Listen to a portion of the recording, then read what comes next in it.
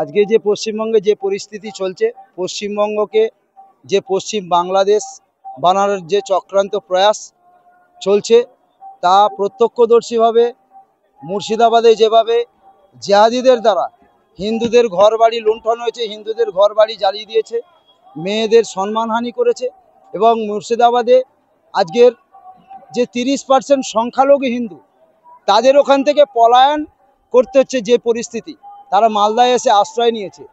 ঠিক একটা সময় যেভাবে কাশ্মীরে পণ্ডিতদেরকে যেইভাবে আজকের ওখান থেকে পলায়ন করতে হয়েছিল, আজকের সেই কাশ্মীরেতে পাকিস্তানের জঙ্গিরা নির্বিচারে সেখানে 28 জন সনাতনী হিন্দু কিনা তাদেরকে চিহ্নিত করে নির্মমভাবে তাদেরকে হত্যা করেছে।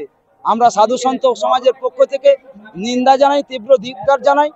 আজকের পশ্চিমবঙ্গে মাননীয়া আমাদের এখানে যিনি মুখ্যমন্ত্রী মাননীয়া মমতা ব্যানার্জি, আজকের যে 67 কোটি মানুষ, 12টা কুম্ভ মেলা হওয়ার পর তবে একটা মহাকুম্ভ হয়, প্রয়াগরাজে হয়েছিল। আমিও মৌনী অমাবস্যায় ওখানে স্নান করতে গিয়েছিলাম। ওখানে সেই অত্যাধিক ভিড়ের জন্য কিছু লোক ওখানে পদপিষ্ট হয়ে মারা গিয়েছিল। হজেও তো পদপিষ্ট হয়ে মারা যায়, কিন্তু বিধর্মীদের বেলায় আমাদের পশ্চিমবঙ্গের মুখ্যমন্ত্রী মাননীয়া কিছু বলেন না। আজকে সেই কুম্ভকে, মহাকুম্ভ মেলাকে উনি মৃত্যু কুম্ভ বলে 67 কোটি সনাতনীদের ভাবাবেগে আঘাত করেছে। এটা অত্যাধিক নিন্দনীয়। সাধুসন্ত সমাজের পক্ষ থেকে আমরা নিন্দা করছি। এবং আজকে মুর্শিদাবাদে যে পরিস্থিতি হচ্ছে, আমাদের পশ্চিমবঙ্গের মুখ্যমন্ত্রী ওই 27% সংখ্যালঘুকে যেভাবে তোষণ করেন, আজকে উনি একজন ব্রাহ্মণ কন্যা হয়ে উনি একটা ঈদগাহে গিয়ে রেড রোজে গিয়ে হিজাব টেনে সেখানে করেন। আজকে আমরা সাধুসন্ত সমাজের পক্ষ থেকে আমরা তীব্র নিন্দা জানাচ্ছি। আজকে যে পশ্চিমবঙ্গকে পশ্চিম বাংলাদেশ করার যে চক্রান্ত প্রয়াস, এটা আমরা সাধুসন্ত সমাজ হতে দেব না। তাই জন্য আমরা সাধুসন্ত সমাজের পক্ষ থেকে আমরা কয়েকদিন আগে হাওড়া থেকে এবং শিয়ালদা থেকে আমরা একটা প্রতিবাদ কর্মসূচি করেছি মুর্শিদাবাদ নিয়ে, এবং মুর্শিদাবাদের সনাতনীদের পাশে আমরা আছি।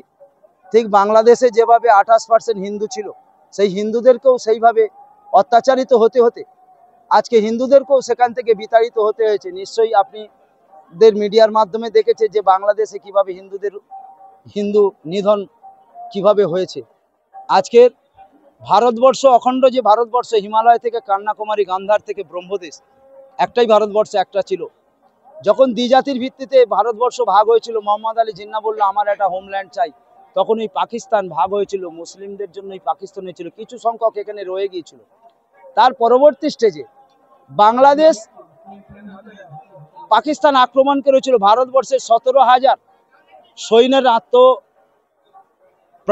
আত্মবলিদানে ওই বাংলাদেশ একটা সময় পাকিস্তানের হাত থেকে বেঁচেছিল। আজকে বাংলাদেশও ভারতের একটা অঙ্গ। আজকে সেই বাংলাদেশে 28% হিন্দু বিতাড়িত হতে হতে আজকে সেখানে 6% ঠেকেছে।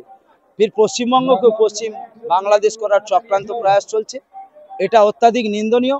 এবং আমরা সনাতনী হিন্দু আমরা ভাই ভাই।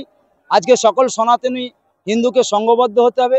যে পরিস্থিতি চলছে পশ্চিম বাংলায়, সনাতনীদের সংঘবদ্ধ হয়ে থাকার জন্য আমরা সাধুসন্ত সমাজের পক্ষ থেকে প্রত্যেক সনাতনীকে বলছি যে আপনারা প্রত্যেকে সংঘবদ্ধ হয়ে আজকের তীব্র নিন্দা জানান। আজকের জিহাদিদের দ্বারা যেভাবে হিন্দুরা অত্যাচারিত হচ্ছে, কোথায় বুদ্ধিজীবীরা, কোথায় অমৃত সেনের মতো আজকে তারা কেন পথে নামছেন না?